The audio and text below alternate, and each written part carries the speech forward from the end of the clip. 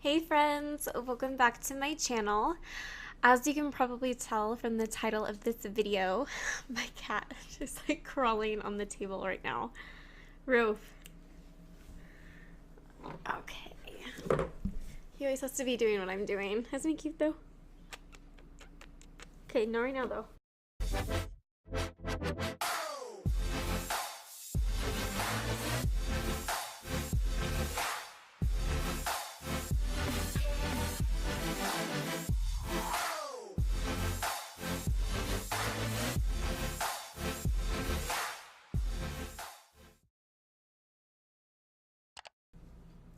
Hey friends, as you can tell from the title of this video, this is going to be a more serious story time video. I definitely try to post very positive and happy, fun videos on this channel, and for the most part, that's what I'm going to be doing. But I did decide that this video might be helpful for some people that have been or are in my position. This is something I've been incredibly hesitant to film and to post, and that's for a number of reasons. So one, the only people in my life that are aware that I've ever had an eating disorder and that are aware that I'm in recovery from one is my husband and my immediate family. I did not share this with extended family or friends or coworkers or anybody else. And that's mainly because some people can be accidentally very insensitive to somebody who's in my position, and a lot of people are just very ignorant on the topic. They really misunderstand and they don't understand the mindset of somebody who's had an eating disorder. And so I think for somebody who's trying to recover, it is kind of a good idea to keep it. I think at least for me, it was a good idea to not make that a very public thing. I'm also a really private person, so it's just not something I wanted to do. That being said, it's incredibly important to have some form of support group. So having my husband and my dad and sisters was a big part of helping me get better. The reason why I actually decided to come forward and share this video is to help somebody who might be starting to have disordered eating habits and could be on the verge of actually having a really serious eating disorder, or even just might be having some real self-esteem issues, or for somebody who is in the depths of an eating disorder and is afraid to recover or doesn't think that recovery is possible. And even as somebody who's in recovery, just being able to hear somebody else's story and hearing their progress and just hearing about how they might have bad days or how they make their days better and stuff like that can really improve the mindset of somebody who's in recovery. So I'm going to start off with how I became a bulimic. My whole life I had a very healthy relationship with food. I was somebody who really could eat anything and everything I wanted, and I wasn't ever overweight or never needed to restrict because I had a really fast metabolism, and I had a good way of balancing eating a lot of junk with also making sure it's getting all the nutrients my body needed, so I think that was a big part of it. However, about 2 years ago, I got very depressed. My husband and I had moved to a new state and a new town where I knew absolutely nobody. It was a tiny, tiny town, and I'm from Portland, so I'm used to being in a city. And my husband was working about 10 hours a day. So I just felt incredibly lonely. I was away from my family. I barely ever saw my husband. I didn't have any friends. I had previously gone to school for journalism to find out that wasn't something that I wanted to do, so I was very lost career-wise. And I kind of felt like my life was out of control. Like I didn't have a say of where we were living because we were living in a place where we moved for my husband's job. And even though it's been a blessing and it's a great thing, it did make me feel like I didn't fully have a say. I had to live somewhere I really didn't want to live. I had to live away from everything that I enjoyed and all the people that I loved, and that was really hard for me. And so I decided I wanted to focus on fitness because I'd seen a lot of fitness models, I guess you could say, on social media, and they just seemed really happy and in good shape. And so it was a really innocent thing. I didn't need to lose weight per se, but kind of when you're first married, you do a lot of eating unhealthy because you're just happy and you want to cook all the time. And I wanted to be a good wife, so I focused on meals that were really yummy instead of really healthy. And so I just wanted to lose like 5 pounds. So I was going to the gym and started eating really healthy, and I quickly lost 5 pounds like that. And that just made me feel really good about myself. Like, that was just a big pick-me-up. Well, I still had little areas in my body that I wanted to work on. I had little areas that I felt were chunky, I guess. And so I decided I wanted to lose 5 more pounds. The only issue is my body didn't necessarily need to lose any more weight. And so it didn't matter how healthy I was eating or how much I was working out, the weight just wouldn't come off. Like, I was just completely plateaued. And that was incredibly frustrating for me. The reason being is I'm kind of a perfectionist. I was kind of using this as an outlet to kind of improve my circumstances. And also, I legitimately have obsessive compulsive disorder. Now, when you have obsessive compulsive disorder, if things aren't exactly right in your mind, you just obsess over them and you can't get over it until things are the way you want it to be. So this was one of those things I started to kind of obsess over. I just wanted to lose those 5 extra pounds. So I started to really restrict my calorie intake. And this started slowly over a couple of weeks. Like, I slowly was docking my calorie intake until it got to a point where I literally would only be eating steamed vegetables and like a snow cone.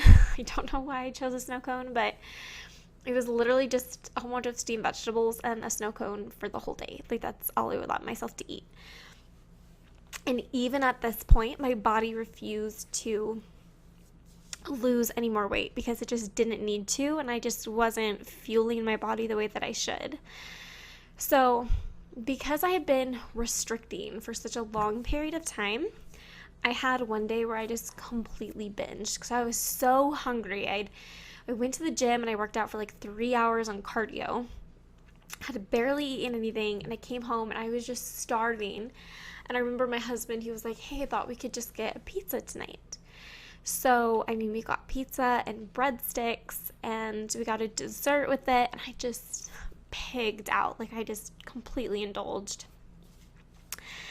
And because my body wasn't used to indulging that bad at this point in time, I remember just going to bed feeling so sick. Like, I just felt so miserably sick. And then about an hour after I fell asleep, I woke up, my stomach was just turning. And as soon as I rolled over, I realized that I was going to throw up, and I had like no time. So I got out of bed and I started running towards the bathroom. And as soon as I opened the door, I just vomited all over the floor, like the entire contents of my stomach. So I cleaned it up and then I went and laid in bed, and I remember thinking, I'm probably going to have gained so much weight tomorrow because I pigged out so bad. Well, the next morning when I got on the scale, not only did I not gain weight, but I actually ended up losing 2 pounds, and that's because I had vomited all of my food. And so all day that next day, I remember thinking, okay, like, I didn't have to starve myself. I was able to eat and still lose weight all because I threw up. So I kind of toyed with this idea of losing weight through making myself throw up. And I thought, man, if I could just make myself throw up just a couple more times, like, I'll be at my goal. No problem. So I really thought it was just going to be 1 or 2 time thing. And This is where my eating disorder started. It started with occasionally throwing up, then plateauing and wanting to lose more weight, and it just seemed like as time went on, I was never satisfied with my body. I still wanted to lose more weight. It finally got to the point where I was throwing up about 7 to 14 times a day. I ended up getting down to 70 pounds. The morning that I got on the scale and realized I was 70 pounds, the first thought that came to my head was, you need to lose 10 more pounds. That's a really, really scary thought to me, that at 70 pounds, I still thought I needed to lose a significant amount of weight. This same day, I was so weak, I couldn't stand for more than just a few hours.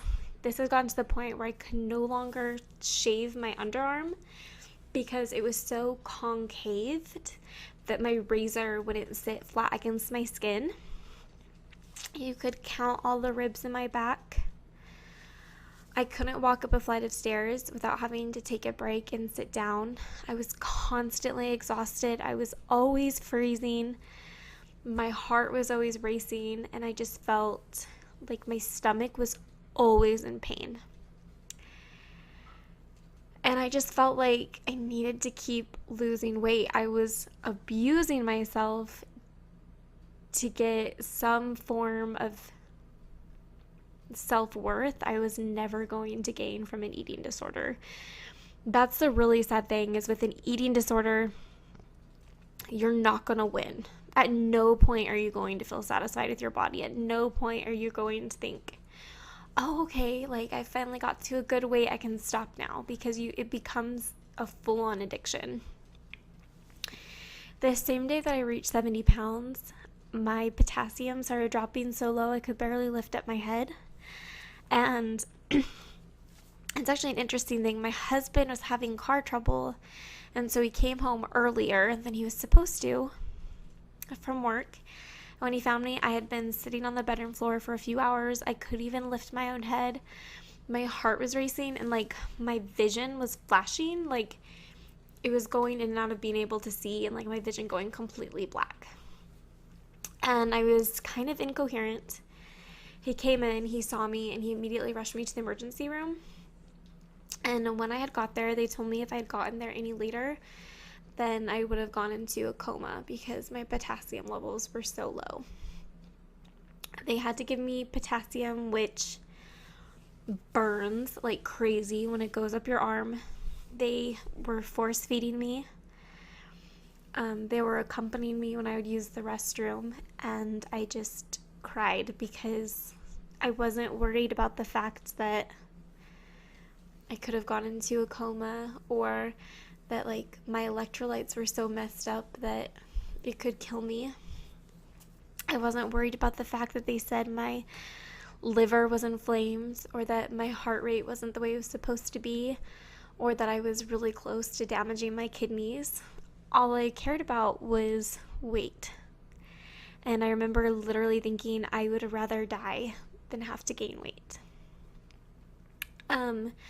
My dad lives in Portland, so he was there, and my husband called him when all this happened, and I spoke to him on the phone, and he told me, I know that the most important thing to you right now is to have this tiny body, but the thing is, the road you're going down is going to kill you, and what's the point of having a tiny body if you're dead?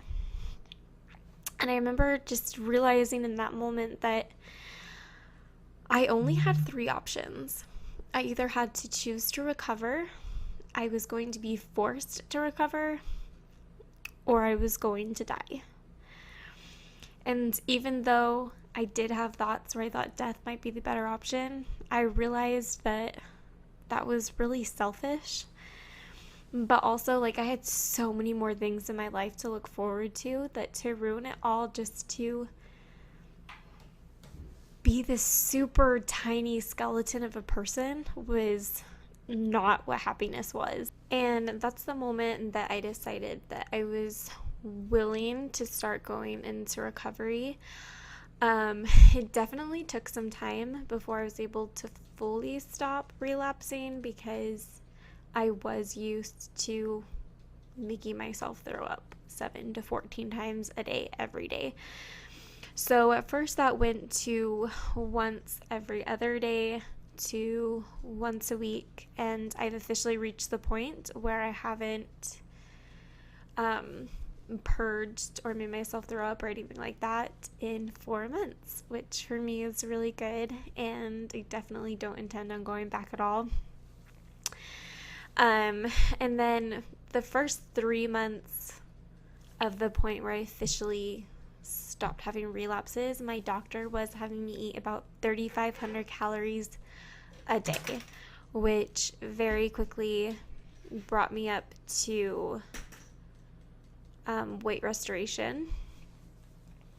And then I put on even more weight, which is fine, and I'm healthy. But I did gain officially about 15 pounds more than I was before I ever had an eating disorder. And I think what's really hard for me about that is I put myself through so much torture just to be worse, than I ever originally was. Hold on. Is this still recording? Yeah.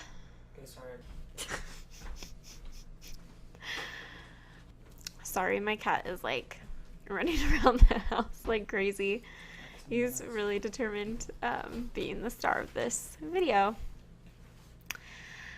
Anyways, so I ended up gaining about 15 pounds more than before I ever had an eating disorder, which is fine, and I'm healthy. I think the thing that I'm struggling with most now is that even though I'm no longer eating such a surplus of calories and I'm eating healthy and taking really good care of myself without cutting out too many calories, I'm definitely getting enough calories in, I cannot get that extra weight to come off me. And I'm not trying to get back down to an unhealthy weight. I just want to get back to the weight I was before my eating disorder.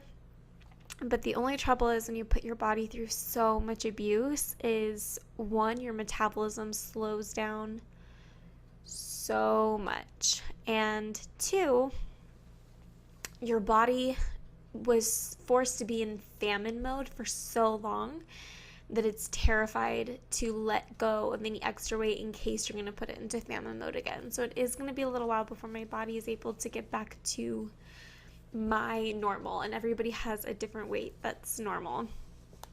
One thing that I think is very important to talk about in this video is that sometimes when you're in the middle of an eating disorder and you hear the weight of how small somebody else got down to, you think that you need to get down to that weight or smaller in order to be sick enough to start recovering. And at 70 pounds, that's what I believed. I thought I needed to get down to 50 pounds or something like that before I was sick enough to recover. If I had gotten down to that weight, and I don't think I would have made it without it taking my life, it would have killed me, because everybody's body is so different. So some people are going to drop down to a really small weight and still be able to recover, but a lot of people are not going to be able to. So just please don't try to push yourself to that limit to where you're days away from death, because it's so terrifying and so painful, both physically and mentally and emotionally, and it's not going to make you confident or happy or make your problems go away. It doesn't make anything better. The most important thing I wanted to talk about is, for me, health issues or life-threatening things were not scary enough to me when I was in the very deepest depths of my eating disorder to start recovering. However, what did happen to me in my recovery, if I had known that I would experience this, I never would have put myself through an eating disorder. As soon as I started recovery, the day I stopped making myself throw up, I developed something called pseudo Bartter syndrome, What this means is your body is so dehydrated, so deprived of nutrients that your volume depleted. Your body is just suffering, and your kidneys start overproducing aldosterone. Your adrenal glands, which is the little organ above your kidneys, start overproducing aldosterone. And I hope I'm pronouncing that right. I'm not a doctor, but this is what I was told that my body was experiencing. What this is it tells your body to start peeing out all of your potassium and magnesium and to absorb all the water and sodium that your body has. Now, at first, this protects your body because it keeps you from becoming so dehydrated that you die. However, it ends up overproducing aldosterone, meaning that you develop severe edema. And when I say severe edema, I mean severe. This is something that I am still struggling with, because even though I'm no longer acting on my bulimic minded urges, or I'm no longer purging, my body isn't fully healed, which is why I'm still considered to be in recovery. Now, my body in the very beginning, my eyelids, like the crease of my eyelid, would swell up so bad it would swell up to the end of my eyelashes. My face would become so round. My fingers are so puffy I couldn't fit my wedding ring on. My legs would swell up so bad I couldn't walk. I had deep pitting, meaning like when you pressed into my hand or my feet or my leg, it would like dip in, cause a little pit, and it would take like a few seconds before it came back out. And I lost the ability to pee on my own. Thank goodness this was not a permanent issue. It's something that's fixable, but it is going to take time. We don't know exactly how much time, so I'm on a medication that helps me pee. And for the first couple of months, my liver was significantly inflamed. And it's a miracle that none of my other organs were damaged, because most people who were in my position would have had renal failure or heart issues, and my doctor was very surprised that I did not have any damage to my kidneys. Obviously, there's a little bit of an issue right now, considering the fact that I'm not able to pee by myself, but that is something that we're going to be able to heal, and that's a really big blessing, and I'm really grateful that my body has been so forgiving and resilient of the abuse that I put it through. And if I had known the second I'd stopped those habits that I literally would swell up like a balloon, I would never have gone down that road, because there's nothing more scary to a bulimic or an anorexic or an orthorexic or anybody with an eating disorder than literally swelling up to twice your size within 24 hours. And this is something that can happen to somebody with any type of eating disorder. It's not a for sure thing that's going to happen, but it is pretty common. And the sooner that you stop your habits, the sooner that you choose to get better, the less likely you are to have this problem, the faster you're likely to be able to recover from it. And I just want everybody to know that if this is something that you're experiencing, I absolutely understand. Like, I have bad days where I cry because I can't even fit into the clothes that I had before my eating disorder, and that's really, really frustrating and really hard for me. I have days that I don't feel confident in the way I look at all, and I will really stupidly compare myself to a Victoria's Secret model because they are super, super beautiful women, but that's not the only form of beauty. Like, that's not the only way that you can feel good about yourself, by looking like those people. And right now, I'm just learning to take really good care of myself, and then hopefully once I'm recovered, I will be able to, in a very healthy way, get my body to a place where I'm confident. And I think that is going to take a lot of support from other people just so I don't bounce back to old habits, because I think that's something that's really easy. But as soon as I'm able to start working out again, and I can do mild workouts, but I can't really push myself right now. So as soon as I'm able to do those things, then I definitely will. And I'm going to continue eating healthy and taking good care of myself. But I will say that filming mukbangs have actually helped me a little bit, because when you're used to binging and purging, even after you stop purging, you still want to binge, especially when your body had been so deprived for so long of valuable nutrients it needs and fuel for your body. And so I find that doing a once a week mukbang allows me to get all of my cravings and need to binge, I guess, out. So I'm not doing it every day, and it makes it a lot easier to eat really healthy and take good care of myself for the rest of the week. And I mean, something works. Things work different. Things are better. Everybody's different. Certain things are going to work great for you that may not work for me, and vice versa. But one thing I advise is to get rid of your scale. That was something that was really hard for me. I really clung to my scale. But I remember when I first went a full week without weighing myself, that was when I was able to really start making some good progress mentally.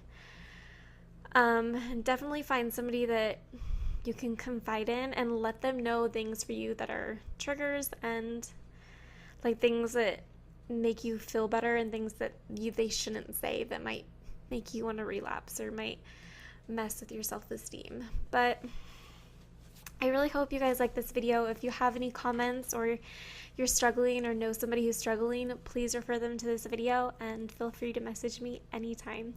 But thank you guys for listening to my story, and I really hope this can help someone. See ya.